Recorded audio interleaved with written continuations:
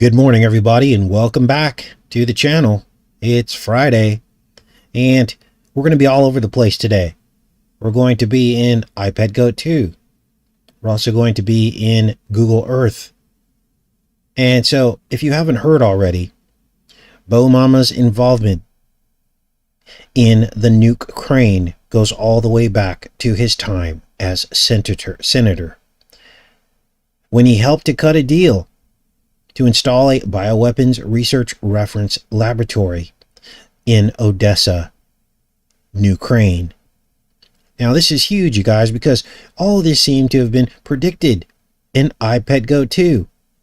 In this iconic scene,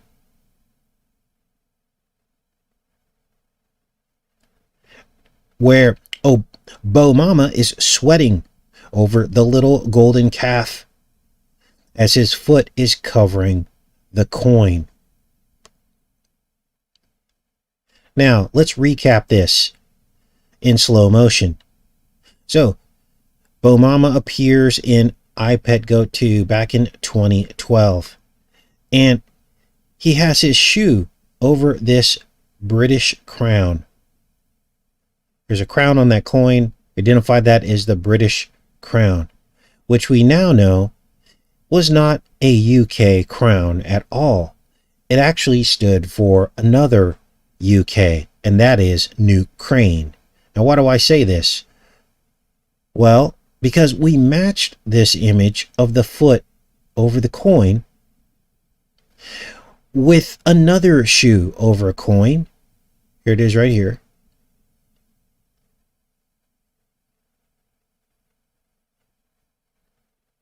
And this was a monument in Kiev, Ukraine, a monument to a book called The Little Golden Calf. And the monument is a character from the book. Here's another image of the foot over the coin. Now, if you're confused about all this, we've covered this in previous shows. I'm just giving you a quick recap. Now, the monument is of a character in the book, The Little Golden Calf. The character's name is Panikovsky, who pretended to be blind to hustle people for money. Panikovsky represented corruption in the book.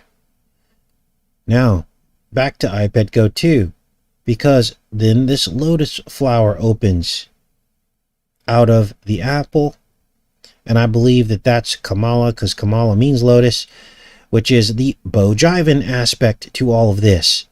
Because it's Bo Jiven who spilled the beans, didn't he? And all of this causes Bo Mama to be nervous and sweat as all of this is being exposed.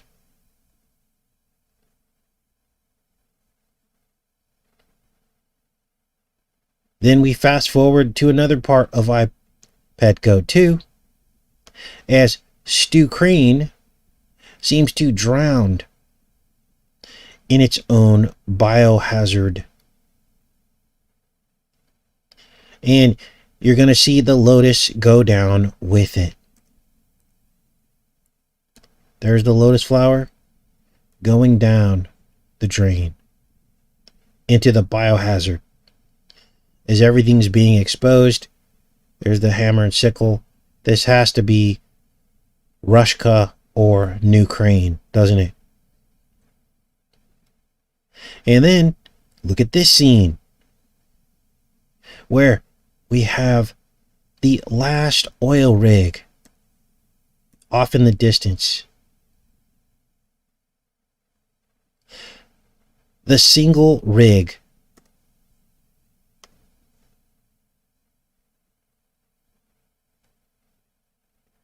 and the electric sky. Now, what does all that mean? Well, oil production coming to a halt and being replaced with the electric kingdom. Electricity replacing oil down to the last drop.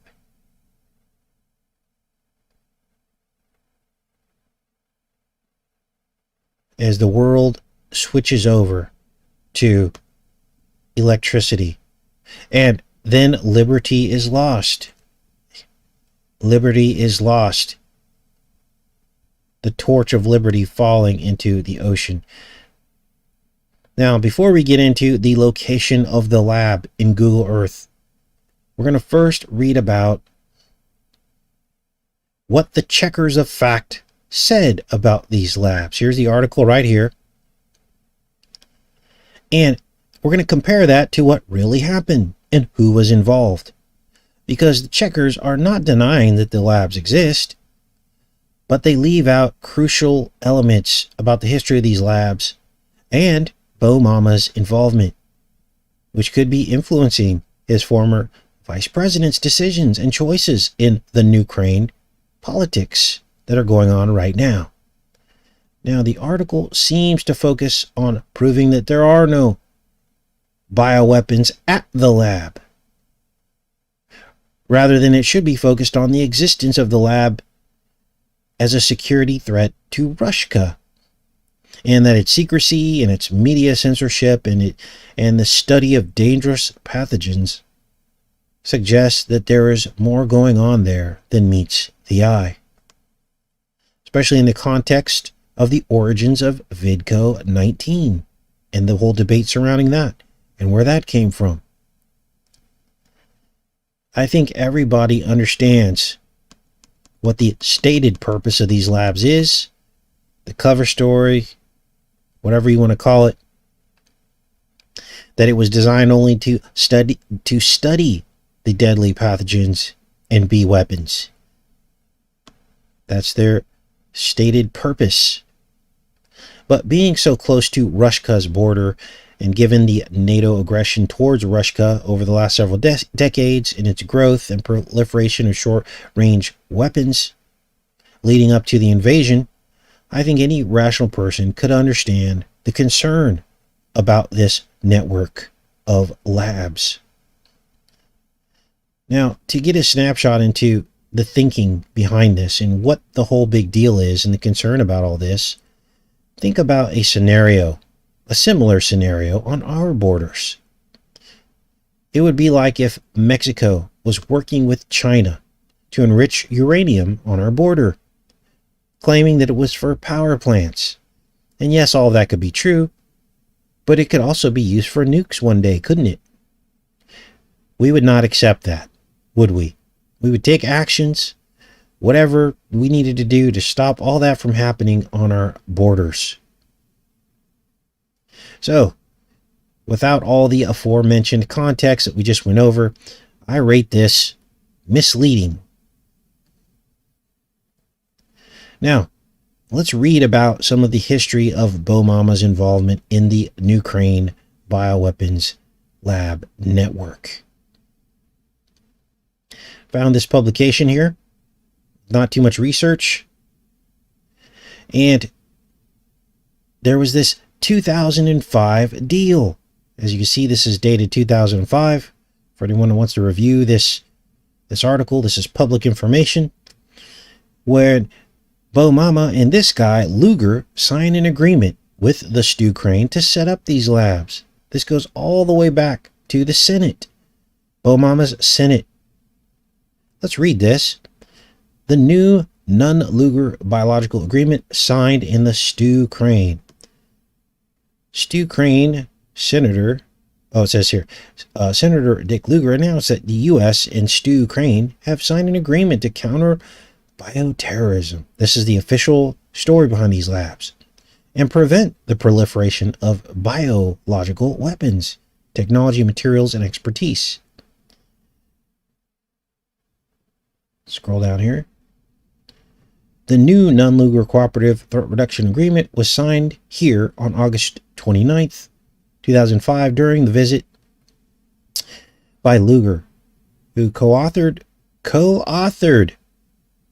the program with Senator Beau Mama.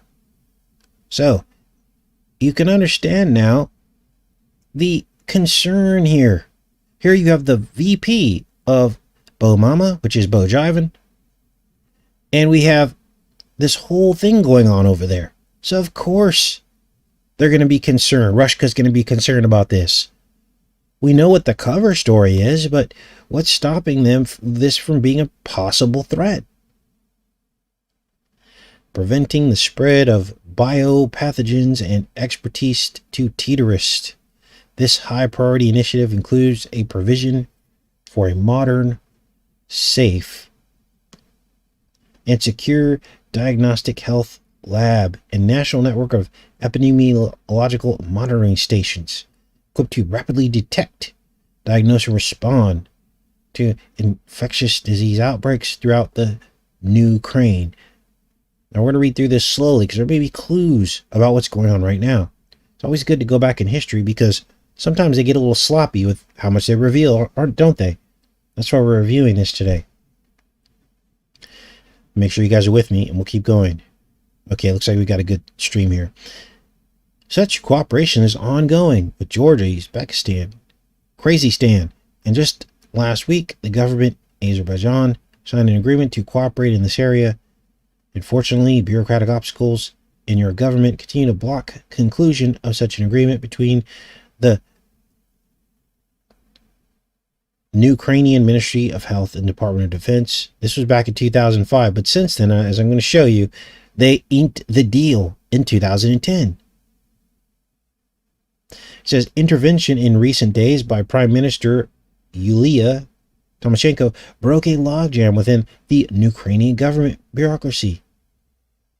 So, it appears as though this was a big deal, and this could be a factor in everything going on over there and how we were so involved in wanting to make sure that their government was changed and overthrown. This could be part of the reason, or definitely a factor. So, in here they mention ODYSEE, which is the lab we're going to look at in Google Earth. Whoa, what does this say? Non-Luger transports dangerous germs to U.S.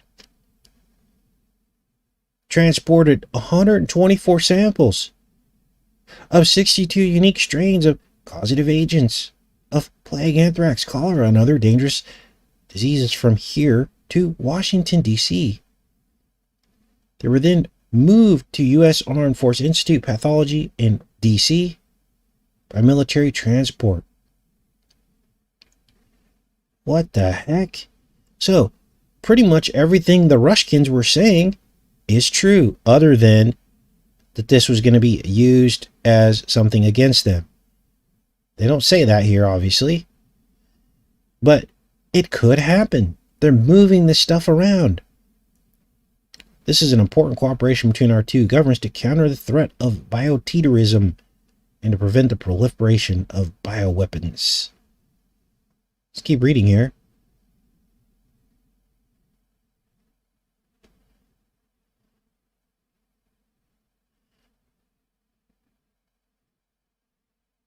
Okay, pathogen collection and conducts work on many highly dangerous effective infections reported in New Craine. So they list all of the diseases here. And I think they mention ODYSEE in here as well.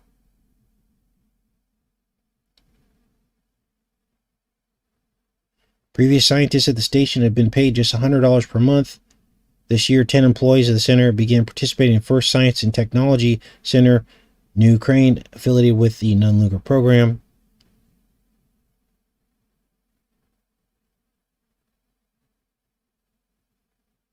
The signing came as Luger and Bomama visited Kiev Central Sanitary and Epidemiological Station. Now, this is interesting because a lot of you talk about Mandela effect. That's not how they spell Kiev now, but look, in this article it was spelled the other way. Now it's spelled K-Y-E-V, isn't it? I don't know. Maybe there's a difference between this word and the other word. I don't know. Maybe the other spelling is the city and this is a region. I don't know. Now, here's what we're going to focus on today. This Anti-Plague Institute in ODYSEE, New Craine. It says here at the Institute, let's see what they say about this. Luger program will expand the studying capacity to diagnose the spread of avian flu in migratory birds, a major influenza concern around the world. When we think of the major threats to our national security, the first to come to mind are nuclear proliferation, rogue states, and global terrorism. But another kind of threat lurks beyond our shores, one from nature, not humans, an avian flu spam-demic. An outbreak could cause millions of deaths, destabilize Southeast Asia, threaten the security of governments around the world. Lugar and Bomama wrote in June 6 op-ed, that's 6/6 by the way, in the New York Times. In response to this threat, Lugar and Bomama wrote, the Senate Foreign Relations Committee unanimously approved legislation directing President Bushwhacker to form a senior-level task force to put in place an international strategy to deal with avian flu, coordinate policy among the governments. So it's important that these labs are accounted for and protected from this conflict, isn't it? And it doesn't fall into the wrong hands. You guys, this is out of like a video game. I've seen like video games with plots like this. You know, these pathogens falling into the wrong hands during some kind of world conflict, and the people getting a hold of it and unleashing them onto different other peoples. So, earlier in the trip, Lugar and Bomama visited the Rushkin Research Institute, a former biological weapons facility. So they were over there in Russia as well. So, back then there was cooperation between the two countries, Craine, Bomama in the US, as well as Russia. But now things have dissolved with these two. Now I don't know if this Lugar guy is still alive. He looks pretty old here back in these years in 2005. But here's a continuation of the other story about these pathogens flown to the US. This is bombshell, you guys. This was 2005 when we were supposed to be getting rid of all this stuff. Let's keep reading here. A non-Lugar biological threat reduction agreement was signed between the U.S. Department of Defense and Azerbaijan Cabinet of Ministers in June of 2005. In addition to the pathogen transfer, the two companies will work together, improving security of Azerbaijan Central Pathogen Health Laboratory. Non-Lugar funds will be used to enhance biological security and biosafety. Now, understand, the disagreement then came to fruition over the course of the next 5 years. The strains have been collected over many years from environmental, human, and animal sources in Azerbaijan. The strains will be studied in joint research programs with the U.S. Department of Defense and Azerbaijan medical researchers.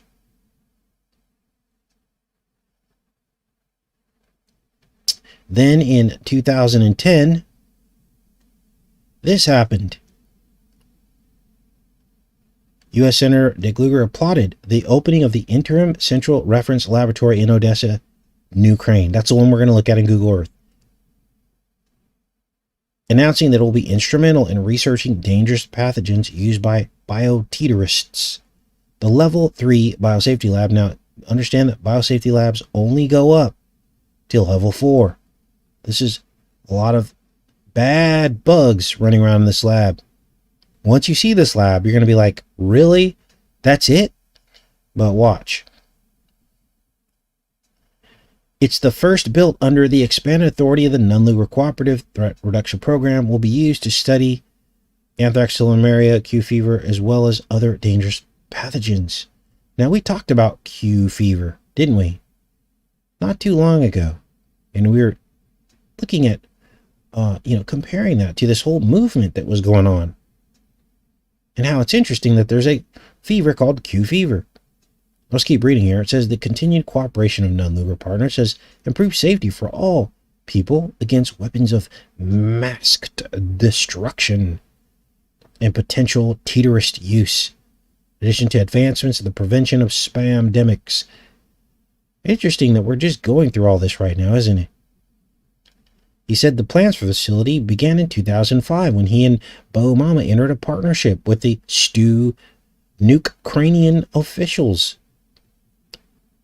Both of them also helped coordinate efforts between the U.S. and Ukrainian researchers that year in an effort to study and help prevent avian flu. The Nunn-Lugar Act, which established the Cooperative Threat Reduction Program, was established in 1991. Since that time, it has provided funding and assistance to help the former Soviet Union dismantle and safeguard large stockpiles of nuclear, chemical, and biological weapons. The program has also been responsible for destroying chemical weapons in Albania. So that's the article. Now, for some reason, that article is, they've tried to wipe this off the internet. According to this here, deleted the web pages.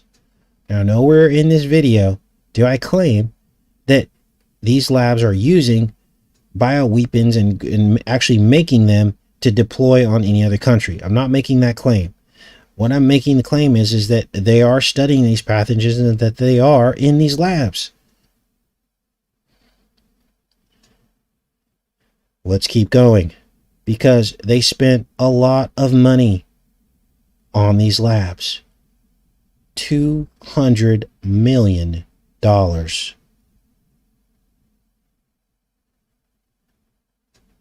This is out of India. U.S. spent over $200 million in these labs in the new Craine. This is dated March 7th, 2022. This is a recent article. Wow. What are we really doing over there? Why are we having all these labs there? They even mentioned the lab we're going to look at in Google Earth. The Anti-Plague Institute, as you can see here, in Odessa. And they mentioned many others as well. Now, if we had the time, we would look at all these labs in Google Earth, see if we could find any clues. But for today, we're just going to cover the one lab. Now, let's move this back over here. So, Bo Mama was specifically involved in this Odessa lab. And here we go into Google Earth. Let's take a look at this. Now here is New Craine. Here's the country right here where the hand is. Let's zoom in on this.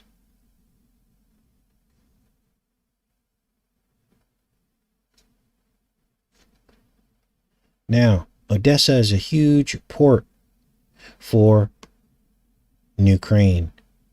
Here's the lab. And let's go down into the street view. Now, how do I know this is the lab? Well, let me show you. Just to confirm, you know, I'm making all this up. When you click on this here, which is where it's at, it brings up this. And all I did was take this and type it into, here's the lab here, as you can see. I typed this right here into the translator. Let me go back and show you that. Which is right here. And it says, Ukrainian Research Anti-Plague Institute, named after Mechnikov. So it's the same one, just so you know. Now, aside from the creepy blue color that you see on this lab, you would never know this was a lab. But it's labeled as such in plain sight.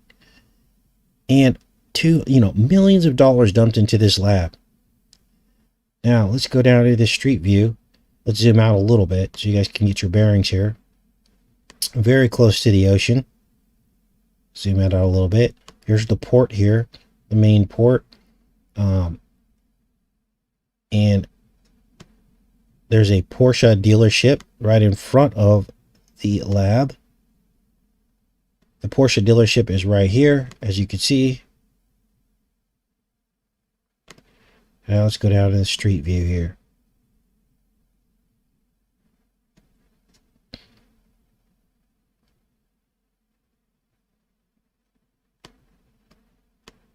What does that say on the side of the building? Let's zoom into this. Oh, that's still Porsche. Okay, so they're using the side of the lab's building to continue to advertise on the front of there. Let's move down the street here. See if you see anything creepy. Got a few vehicles parked there. What does that say? Just some numbers there. Notice the creepy blue type of motif going on here. There's like probably the front of the lab there. We're going to go around the back of the lab as well. There's some kind of placard here. It probably names the actual lab. Now this is 2011. And I'm wondering, this is the imagery date, as you can see down here. And I'm wondering if this was before they upgraded it. No, this says 11 of 2011. Let's look at the date back on this article. So that was November 2011. Now understand that sometimes these the dates on Google are not highly accurate. But this article, yeah, it says it already opened in June of 2010. So it was a year before this image. So this should be pretty accurate. So this is it. This is the lab right here. This creepy guy walking around. Now, look at this thing. Looks like an apartment building or something. It does not look like a lab until you go around the back side of it. Zoom us back out here. Some trees in the front. Let's keep going around the block here. We get onto this side street. And look at this. Let's zoom this up here. Looks to be some kind of air conditioning units in the wall there. Some mini splits. Like an apartment building. I don't know. Doesn't really look like a lab, does it? Not to me. Here's a creepy billboard with a woman's face torn off. For any of you that speak Russian, maybe you can translate this billboard for us and what it says. It's just an advertisement, looks like, but why is her face torn off like that? Face without eyes instead of eyes without a face. Now, a lot of this stuff manifests on a spiritual level, which is why we dig deep in looking at some of this stuff, right? More mini splits. Don't see a lot of... There's actually some graffiti on the wall here.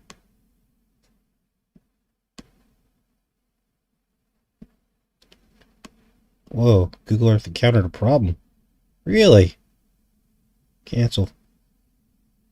Uh-oh. Let's try it again. Just got shut down.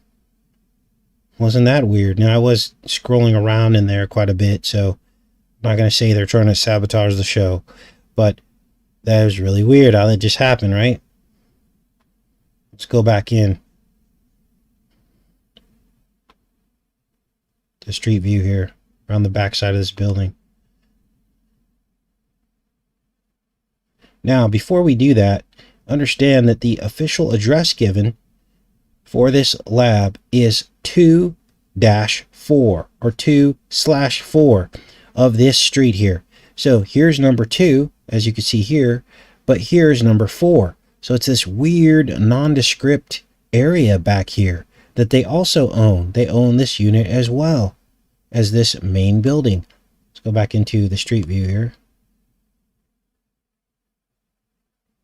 I want to look at some of this graffiti on the wall. Now here's where it can or could start to look like some kind of a lab as we go around the backside of the building. Let's look at this. Still free, it says here. Still free. And spray? Does that say spray? It's interesting that it says in English, isn't it? Bad KOA. Red Bully. Vlad or something, it says. That looks like it's in... it almost looks like a chemtrail plane, doesn't it? Whoa. Lincoln Park. Vlad. Whoa, that looks like a bomb right there. That red thing. gravity up. And now here's where you start to see things that could possibly start looking like a laboratory. Scroll out a little bit. These ventilation shafts here coming out of the side of the building. Maybe this is actually the main lab here. See all the ventilation going on up there? That's what labs are supposed to look like.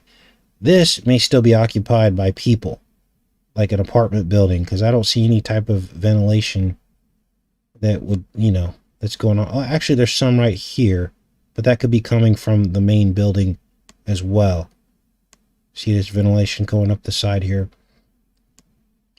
So this is probably the main laboratory. Let's try to see if we can peek into some of these windows. Man, you never know what you're going to find with this stuff. Now, I haven't given this a very close examination as we are doing right now. I'm doing this now live because, sometimes we find stuff, you guys. I don't see anything in the windows there. But this is probably the lab. Let's look at some more of this graffiti here.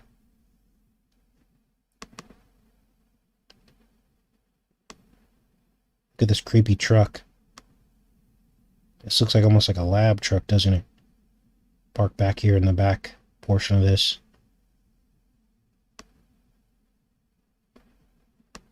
Some weird dude there in the graffiti. MS. Sniper, maybe? Lunatic. So, I am Skeeter. And that's about it, you guys. Now, what else do we have here? Well, let me show you what modern bioweapons labs look like. Let's go into this here.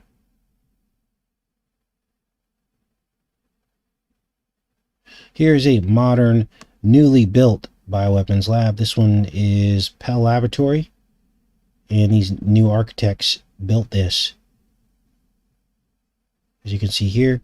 And you can see these ventilation shafts. These ones are internalized instead of on the outside of the building. I understand that a lot of these older buildings, they don't have a way to vent right through the roof. So that's why they're probably external in Google Earth on this older building instead of internalized like this one. So, I don't know. You guys be the judge. Is this a real bioweapons lab? Is this what it would look like? I know some of you work in laboratories. Chime in the chat. Let us know what you think about all this. This definitely looks bioweapons-ish, doesn't it? All this over here. This would not be on a regular building that would be used for other purposes. This would be something in like a factory setting or a chemical setting, right? But I can tell you one thing. This doesn't seem right, does it? It doesn't seem right that this much money would create this. It seemed like this thing would be much more fancy, maybe in a better neighborhood without all this graffiti on the wall and stuff like that. So it begs the question, was this some kind of laundering scheme? All this money trading hands, saying that there was something there when it really wasn't.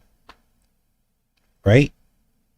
Now, something else is going on in this city of Odessa that is really weird.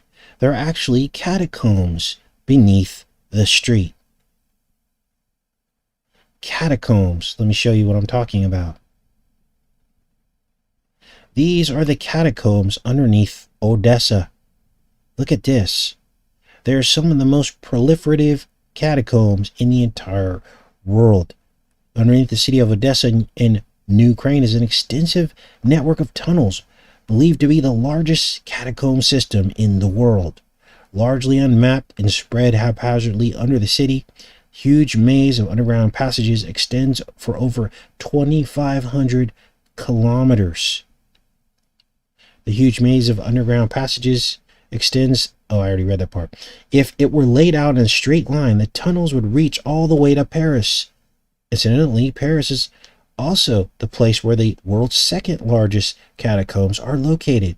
So these catacombs are the most extensive in the entire world.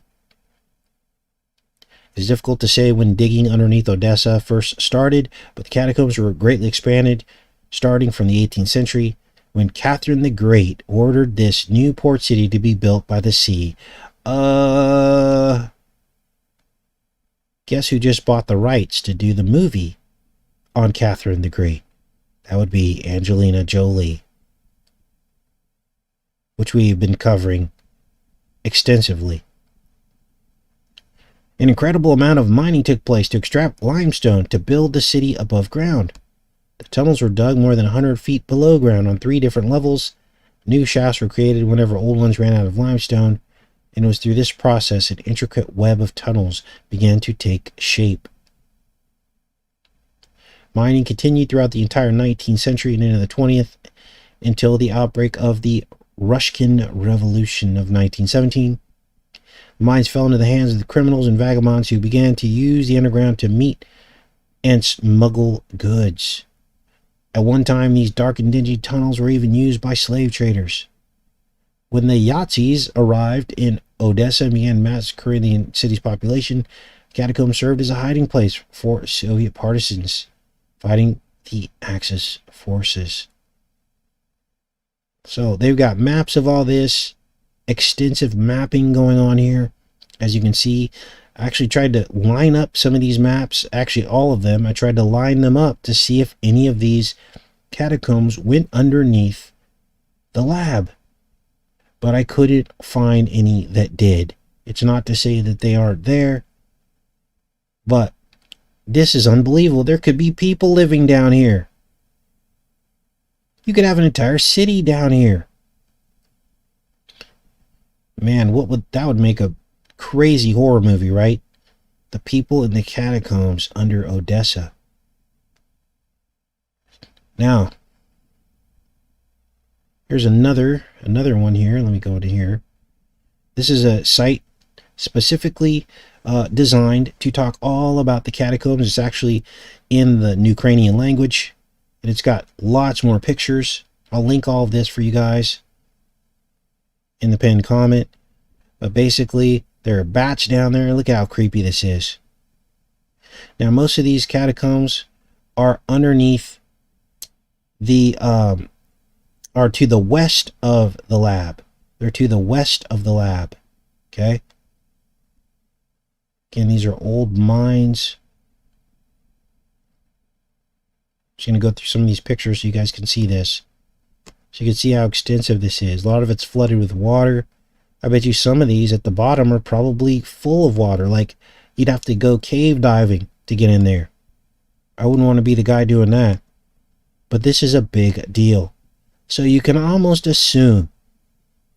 Look at the stalagmites. Wow. You can almost assume that there is possibly one of these cave systems underneath this laboratory. Wow. Now, here is what a catacomb entrance looks like. And this is out of Wikipedia page, the Odessa Catacombs. And this is what the entrance looks like. Let's make this bigger for you guys. It basically looks like a, something that would be underneath a house, like a basement access. They're sitting right out there in plain sight in the middle of the street. Now, as we showed you in Google Earth, let's go out of the street view here. They own both these properties.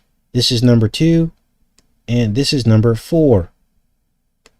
And so it makes you wonder, did they buy this property because it had some secret catacomb entrance to it? I don't know the answer to that. But if anybody finds a map that seems to go underneath this area, very close to the ocean here, and this is actually highway, let's plug that in there. This is actually, let's turn the roads on so you guys can see this, so I can give you a vantage point as to what you're looking at here.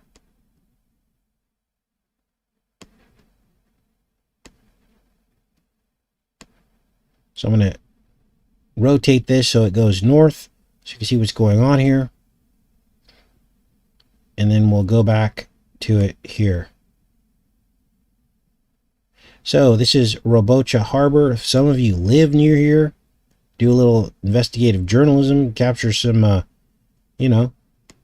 some video on this. I don't know.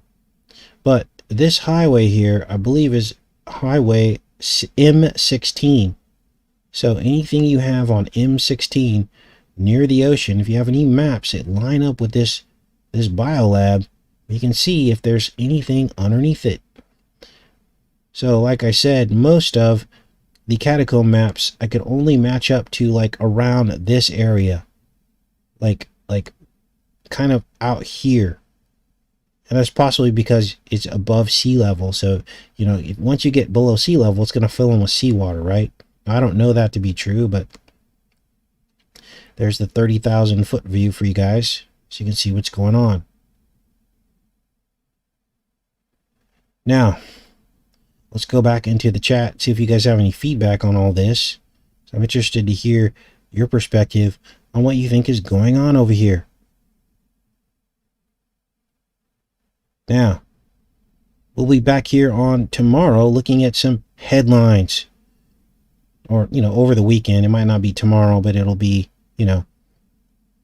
maybe Sunday. And I've got some bombshells for you guys. Because on Monday, we'll be breaking down a 1990s X-Files episode about a blue blood tattoo that Scully gets that causes people to sin. And why? Because the tattoo ink is infected with a ryegrass mold. The ryegrass, the copper-dominant weed that we identified as the most likely candidate for the tear mentioned in the Bible. Well, we had talked about all this, hadn't we? And someone's like, you need to take a look at this X-Files episode. I'm like, okay. I opened up the X-Files episode, and it was like they listened to our show. Of course they didn't. But it was just bizarre because it confirmed our research, didn't it? So we'll do that on Monday. Then on Tuesday, I watched the film Interview with a Vampire. And I'm thinking we should probably call it Intervoodoo with a Vampire, because there's this iconic scene in the film where the slaves rise up. They get angry because Brad Pitt is drinking their blood. And the slaves put a voodoo hex on Brad Pitt. They even have a doll. They're sticking pins in it right there in the movie. And years after the film released, Brad and Angelina Jolie returned to live in the very streets in the French Quarter where the iconic film was shot. Now we know she drinks blood because she admitted it. She drank Billy Bob Thornton's blood in her own interview. So this is weird. What's happening here? What is going on? Now we're also going to examine the voodoo Creole aspects of that whole story behind the film and Brad and Angelina Jolie's actual life. Then we're going to compare voodooism to vampirism to the current piercing ritual that the entire world is under right now. And if you don't know what that is, Tom can help you with what the piercing ritual is that's going on right now. Let's go in here into the chat and see what you guys are up to. See if you have any feedback. Now, do any of you work in these labs, types of labs, like a Bio 3 lab or higher? And, does this place look like a lab? Does it look like a multi-million-dollar lab, or is it a creepy low-budget lab? Now, I worked in a lab. Actually worked at Central Coast Pathology, if you want to look it up. For a year, I was there, and it creeped me out. People were creepy. Like the pathologist, they had like things in jars in their offices, and they were all just really creepy people. And I remember having a discussion with one of these pathologists. For some reason, they wanted me to sit down with these people, talk to them, and learn the business, right? They ended up firing me because I went home to take a dump, and the manager said, you can't do that. I go, really? If I can't go home and take a dump while I'm out in the field, then I don't want this job. Anyway, make a long story short,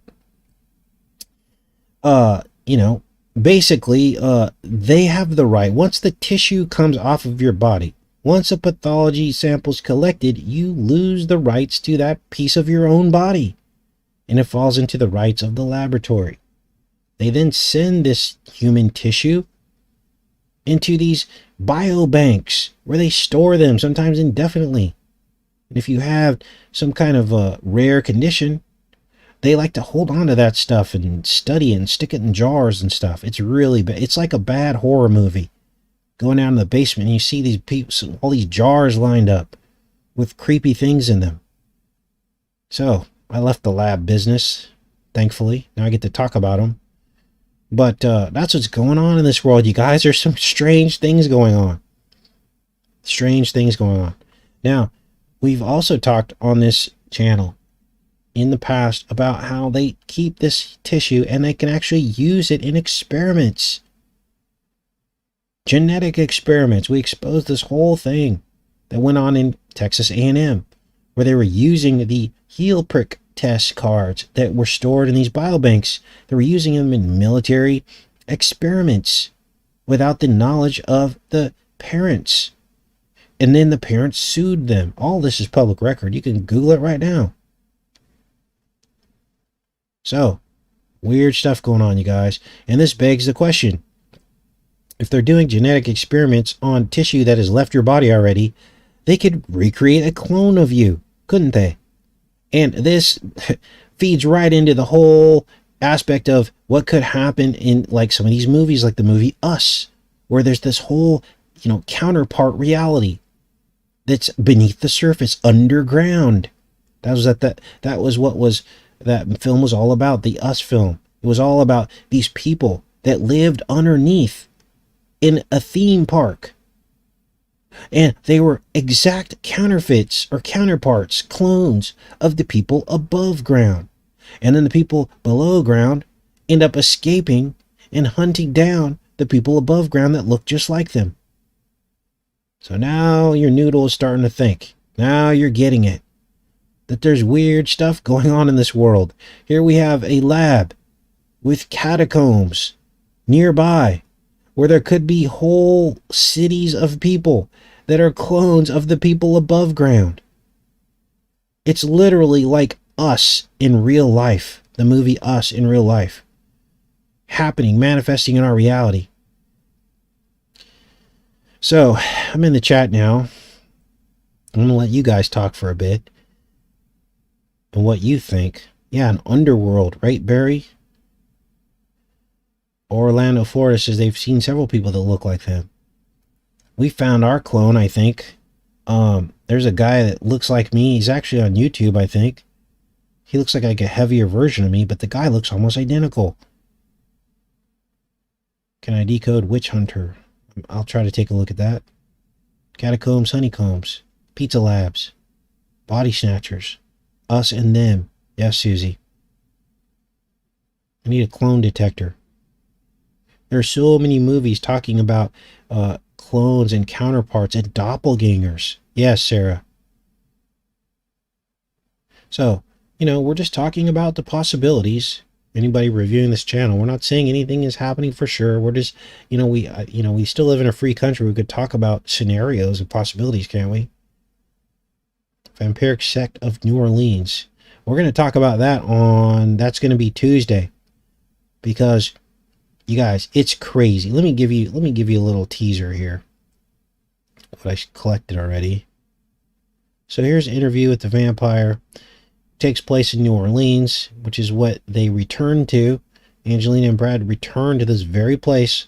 There are shots in the film that almost look like the place that they bought. So we're going to break all that down next week. All right. What else do we have here? I've seen Twin Peaks. Yeah, I think we covered that years ago. Doppelgangers. Now, just to round out the conversation here, so that you don't think I'm gone off the deep end, understand that there is such a thing as a doppelganger, and it's in the Bible. Now, you can look this up yourself, because what's happening in the Bible is that the first 7 generations of mankind exist side by side. They have almost the same names. What does that tell you? It tells you that they are connected, doesn't it, in some way. They are counterparts of one another. Let me see if I can pull it up here for you guys. Now, many of you have already seen this study before. Caine's generations compared to Adam's. Let me see if it pulls up here. This side by side. Okay. All right. Here's a good one here. Now this is creepy.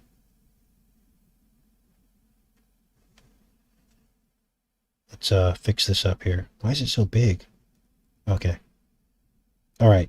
So, what many people do not know is that when the Bible in the book of Genesis, you can look this up yourself in the book of Genesis, when it recounts Adam's lineage, it excludes Cain. Cain's lineage is then outlined in the Bible as well. So the two bloodlines are separated. In other words, Cain is not included as the son of Adam in the way that the Bible explains the lineages. Now let's have a little fun here. Let's see if this works here. Paint tool. Let's pull out our paint tool here. Uh-oh. Did it work? We want to paint. There we go. We're going to take, let's see, size. Let's go here. Got to move that out of the way now. What we're going to do is we're going to connect the lines. Okay? So, we have in Cain's bloodline, then you have Canaan in Adam's bloodline. You've got an Enoch in Cain's bloodline and an Enoch in Adam's bloodline. Biblical doppelgangers. You have an Irad in Cain's bloodline and a Jerad in Adam's bloodline. You have a Mahujael in Cain's bloodline and a Mahalaleel in Adam's bloodline. You have a Methusael in Cain's bloodline and a Methuselah in Adam's bloodline. And finally, you have a Lamech in Cain's bloodline and a Lamech in Adam's bloodline. What do we have here? All of them connect. Look at this, almost looks like squinting eyes, doesn't it? Their eyes were blinded in the middle here. Anyway, crazy times, you guys, crazy times. So there's something to this counterparting. And I believe that this has come all the way down to modern times. And I don't claim to understand the exact nature of this or how this manifests or what it actually means on a spiritual level. I don't know. But I can tell you there is a dark side and a light side. And it's in the Bible. All right. Yes, Cain is a corrupt seed. He's been marked. Yes, Meredith. And understand that here we are down through all time. And it's probably the case that all of us have some taint in our bloodlines. The only bloodline that remained completely pure, as we know, based on what the Bible tells us, is Jesus' bloodline, the seed of the woman. And this is why God made a special covenant with those people, the ancient Hebrew 12 tribes. He told them, do not mix with the Canaanites. Now, understand that that was a specific set of rules that he had for those people, the seed of the woman. Because some people criticize the Bible and say, look, God was a racist because, he told them not to mix with other races. Well, that was for a specific reason and with a specific covenant of people. And then you can track the bloodline from the tribe of Judah, all the way down to the parents of Jesus. It's all connected. He was the seed of the woman, and the bloodline had to remain pure so that he could be born and be a sacrifice to save both bloodlines, the Jews and the Gentiles, for all who believe in him. You see how important all of this is? Just because you're of the Canaanite bloodline doesn't mean you don't have salvation, but you have to make a choice, which is exactly what God told Cain, didn't he? He said, "Why are you sad?" I'm paraphrasing here. "Why are you sad? The evil is crouching at the doorstep for you, but you have a choice to choose good." So, when people ask me, what about people with red hair? What about this or what about that? It doesn't matter. It might matter that you might have an extra dose of the Canaan, and you might have to work a little harder in your life to choose good. That could be a factor, but to me, that would give me solace. That would help me feel better about sin in my life, to be able to get rid of it, but also to go, you know what? This is why I battle with this or that, right?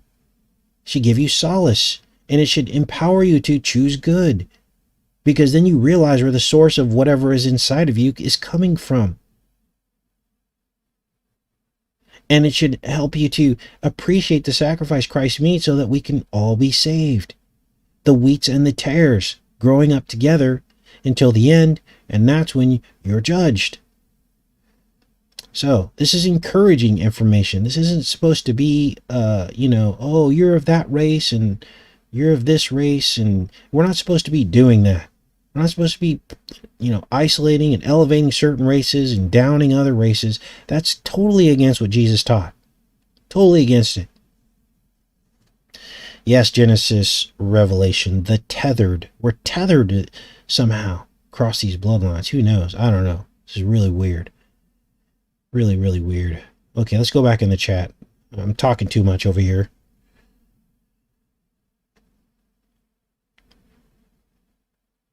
Okay. Once you accept Christ, your DNA is corrected. I would say yes on like a spiritual level. I don't know if there's a supernatural change, but basically think of it as a timeline.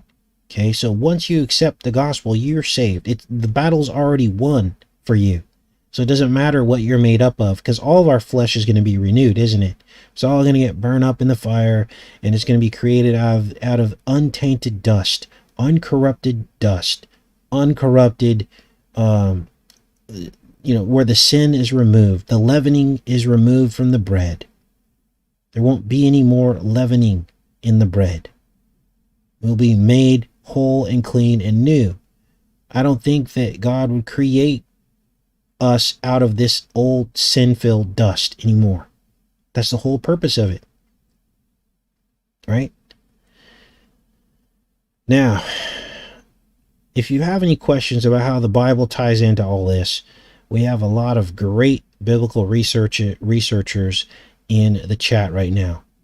And if you don't get help here in the chat, then in the comment section, ask your questions of how the Bible relates, and many people will come forward to help you. Rebecca's really good at biblical knowledge, as well as Tom, the moderator, and there's many, many others in here.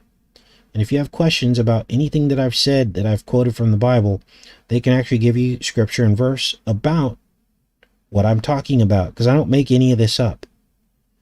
And the shows are full of biblical references. I actually had someone come on and say, you spend too much time in this dark stuff and you don't go enough in the Bible. You guys, the entire show is about the Bible. It's just you have to be listening for it. Everything we're talking about is from the Bible. We're just comparing it to what's going on right now and how the enemy is deceiving us through entertainment and Hollywood. And if you fail to look at that, if you fail to make the connections, then Hollywood will deceive you, just as it has billions of Christians around the world who think that they're doing the right thing, and they are, by gathering to go to church and thinking they're hitting all the, dotting all the I's and crossing all the T's and being a good Christian. But then there are the very same people who still celebrate pagan holidays. They still take their children to Disneyland to be programmed. They still vote in elections for candidates that they think are God-based. They're still deceived. Why? Because they don't watch decodes like this. And because people are telling them, don't watch that stuff, it's too dark. So now you know why we do what we do here. Because it's all about the Bible. You guys, most people walk through this life, they don't even realize that 99% of entertainment is about the Bible. It's the enemy trying to reshape the image of the Bible into his own image. And so, if most people don't even understand that the enemy is trying to rewrite the Bible through Hollywood, then they're lost already, because they're being deceived and they don't even know it. They don't even know it. That's why we have to look at this stuff. And you know what? If you can at least convince somebody that 99% of all Hollywood productions are about the Bible, that alone would wake people up. Because then they would say, you know what?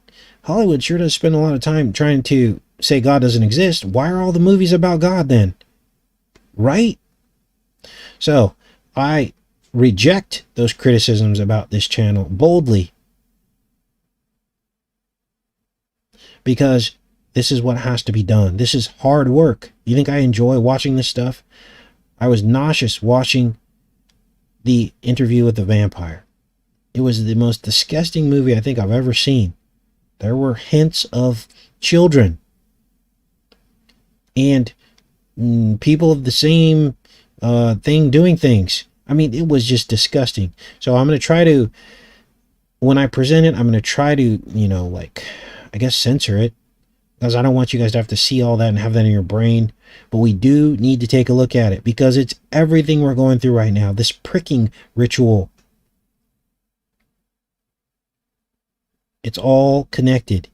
And it's all from old bloodletting rituals that the enemy has done throughout time. Now, why would the enemy be involved in bloodletting rituals? Well, it's to mock God, isn't it? It's to create a counterfeit of God's sacrificial system that was necessary for a specific people. The seed of the woman. So the enemy creates his counterfeit of it, which is dark and evil, has nothing to do with atonement for sins, has everything to do with just sacrifice for no reason. And basically, he's trying to mock God and blaspheme God by creating his version of a sacrificial system. And that's what it's all about. And what we're going through right now is the same thing. Why do you think there's two? Why do you think there's two piercings that happen with this ritual we're in right now? Because those are fangs, aren't they? Fangs. Look up fangs and compare them to needles. You'll be shocked. They're both hollow. They both deliver a type of medicine. Just crazy. All right, you guys, I'm going to pop off of here. It's Friday. Max wants me to take him to Heavenly Donuts.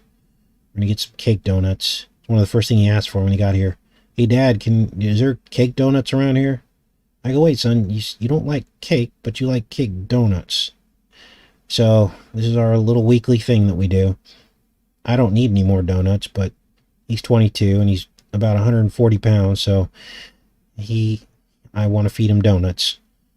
Anyway, I love you guys. I hope you guys all have a great weekend, and take care and be safe. I'll see you guys over the weekend. I'll probably do a pre-recorded show with some of these headlines I have pulled up, and we'll get back into it.